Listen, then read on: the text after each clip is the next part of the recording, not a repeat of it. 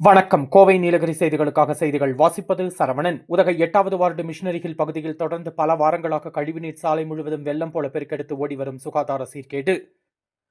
பலமுறை புகார் அளித்தும் பலன் இல்லை என்று பொதுமக்கள் விரக்தி. நீலகிரி மாவட்டம் உதகையில் உள்ள பல்வேறு பகுதிகளில் பாதாள சாக்கடை கழிவுநீர் அடைப்பால் பொதுமக்கள் அவதி. சமவெளி பிரதேசங்களைப் போல மலை மாவட்டங்களில் கழிவுநீர்கள் குழி தோண்டி அதனுள் செல்வதில்லை. அதற்கு மாறாக பாதாள சாக்கடை தாழ்வான பகுதிகளை நோக்கி செல்லும் வகையில் அமைந்திருக்கிறது. நகரை சுற்றியுள்ள பல்வேறு பகுதிகளில் பாதாள சாக்கடை அடைப்பு என்பது நாள்தோறும் உதகை மக்கள் சந்திக்கக்கூடிய பெரும் சவாலான விஷயமாக மாறியுள்ளது. உதகை நகராட்சி பழைய 8வது புதிய 16வது வார்டு மிஷனரி ஹில் பகுதியில் தொடர்ந்து பாதாள சாக்கடை கழிவுநீரானது வெளியேறி சாலை முழுவதும் வெள்ளம் போல பெருக்கெடுத்து ஓடி வருகிறது. சுமார் 1 கிலோமீட்டர் தூரம் வரையில் பாதாள சாக்கடை கழிவுநீர் சாலை முழுவதும் வழிந்து ஓடுவதால் பொதுமக்கள் பெரும் சிரமத்திற்கு ஆளாக்கி வருகின்றனர். சாலைகளில் வெள்ளம் போல கழிவுநீர் பெருக்கெடுத்து ஓடுகிறது. மேலும் பல வாரங்களாக கழிவுநீர் வெளியேறுவதால் வேலைக்கு செல்லும் பொதுமக்கள் மற்றும் பள்ளி கல்லூரி மாணவர்கள் பெரும் சிரமத்திற்கு ஆளாகி வருகின்றனர்.